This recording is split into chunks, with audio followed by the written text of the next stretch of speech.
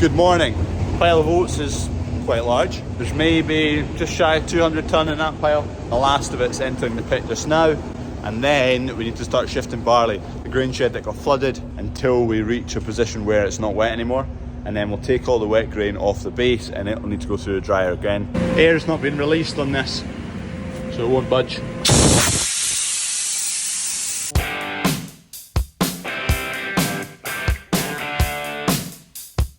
So this is the shed that flooded. It was about 3 inches deep back here. You can see this wet grain, darker colour to it. So that wet grain goes under the base of this pile. We don't know how far. That's today's mission, find out how far it's gone. So you can see I'm just cutting a shelf and taking off the dry grain, dumping it up in that shed there. And then once we figure out how far back the wet goes, we'll scrape that back, put it all in the dryer, run it through the dryer and dry it out. Don't want to put everything through the dryer because that costs money and time. This shed has a tiny slope that direction, unfortunately. So I don't know how far it's dragged it.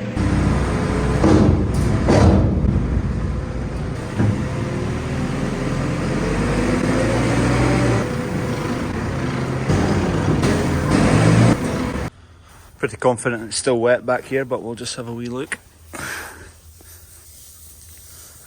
There you go. You see it's gone dark there. Soggy. We were hoping we wouldn't need to shift as much as this, but it's still wet underfoot. Still wet. These are the last of the oats to be dried. Well, actually no, these are dry oats. This was just a wee patch we put in to top off a batch in the dryer there, so just running this straight through the dryer, out the other side. Then we can start getting barley. Come on, focus. Then we can get that barley onto the pit here. And the wee shelf I've made in the shed of wet grain, all into the dryer, give it a good blast. That wee bit's just disappearing. Other than having to re-dry some stuff, that's everything Harvest 2022 done through the dryer. Just clearing up the issues now. There we go, that's it coming out now. It just went straight into the dryer and straight out again. Because it was out of this pile, it was just topping off the last batch. Elevator choked. Dad's unblocked it, but there's a pile of oats to clear up.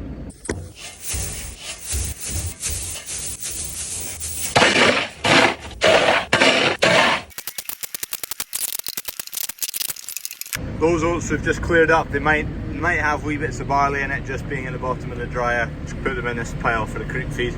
Because they're seed oats, don't want to put barley in it. It was all going so smoothly. Anyway, we're getting through this. Don't know how much further we have to go, but ugh, what a mess. We can start shifting some of this wet crop. You can see the floor, it's totally dark. It's wetter down the edges than in the centre. Just the waters ran around the edges because the way the crop was sitting. The water came in here and the floor sloped fractionally that way, and the way the pile was heaped, it was like in a curve like that, so the water was diverted that way and that way. So that's why the sides are worse, and the walls have drawn it down as well. It's just 2 days wasted. The day where it was raining, the morning we spent dealing with the rain and moving, trying to divert water here, there and everywhere that wasn't into the farm shop, into grain stores, blah blah blah. And then the afternoon we spent clearing up all the damage it had done, the gravel we had dumped in places to divert it. And then today we're spending the whole day, well, so far it's 12 o'clock now, still got quite a lot to do in there, so another day spent faffing. It's 2 days down the pan because of some heavy rain, some very heavy rain.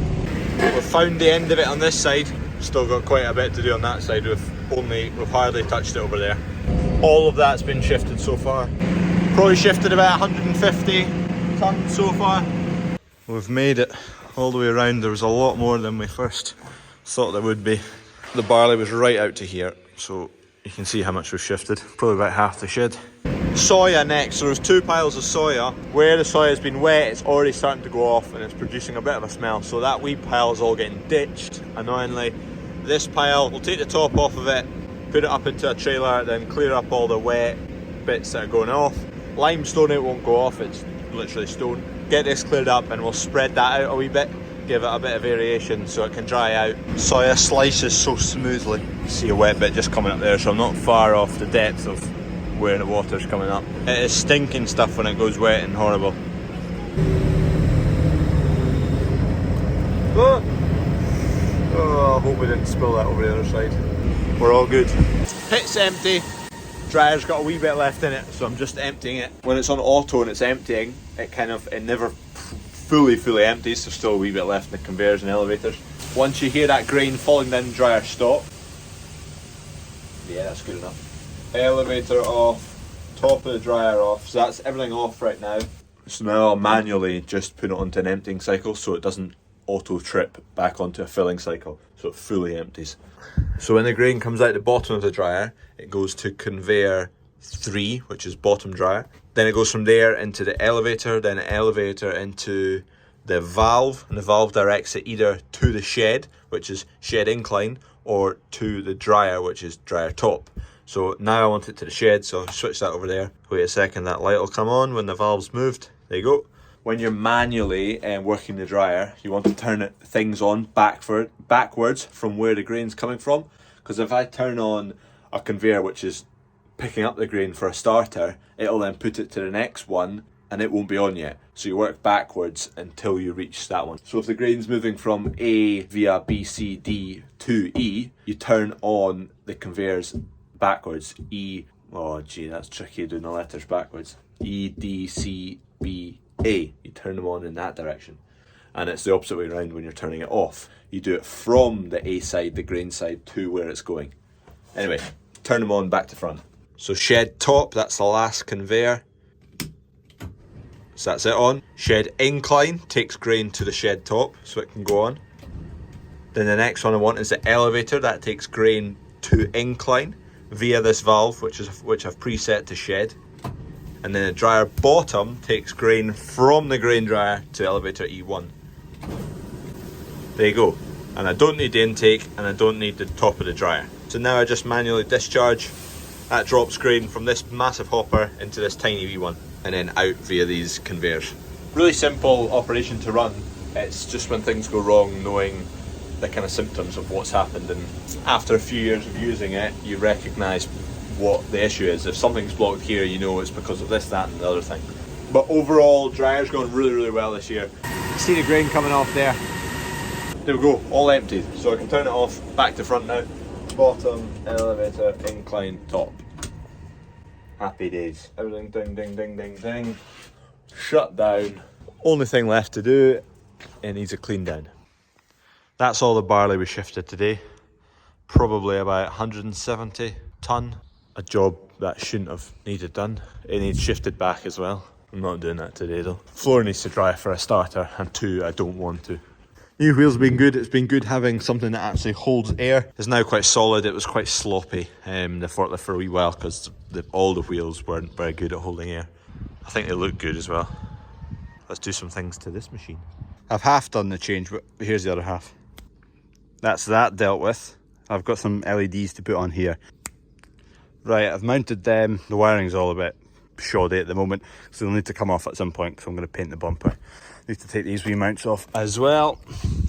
I'm not a souped up, pimped up Defender. I like pretty bog standard. I don't mind the odd wee bit like their LED lights, but other than that and a couple of other wee bits, I prefer to keep it like pretty standard, pretty factory. Do I like the look of them? I'm not the biggest fan of how they look, but they're relatively well hidden. They're not that obvious, and they'll be a bit brighter. I've just wired them into an auxiliary switch that was inside because, well, there was one there already. So lights are on, that's high beam, and then there's a switch up here to add them to your high beam. So they're on an auxiliary, so they're not on all the time. Because they wouldn't be, legal. Predictions, waste of time, not a waste of time. Shut the doors completely. Normal high beam. Ooh. They're quite good. They don't point out to the side at all. I could angle them a fraction. Do they look daft? Do they look fine? LEDs on, LEDs off. Anyway, they're brighter than I thought they'd be, so I'll keep them for now. That shed's left to dry out after a day spent in and out of there. Anyway, cheers for watching. Probably actually not seen too much today because I'm not really been doing the same job all day. See you tomorrow. Don't forget to subscribe. We're in a race with GM Farming. We are closing in. We're on target to beat them to 10,000, but things can easily change on YouTube. All of a sudden you get a wee spurt. Please keep subscribing. Subscribe, shoot for 10,000. We're getting there.